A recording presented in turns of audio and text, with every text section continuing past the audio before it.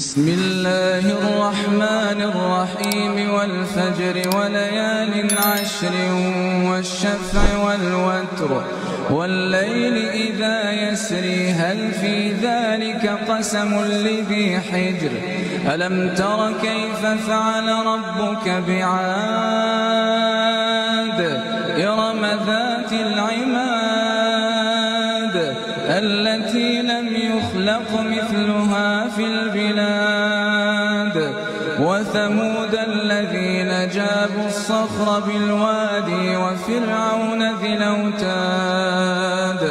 الذين طغوا في البلاد فأكثروا فيها الفساد فصب عليهم ربك سوط عذاب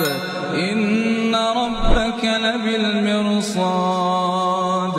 فأما الإنسان إذا ما ابتلاه ربه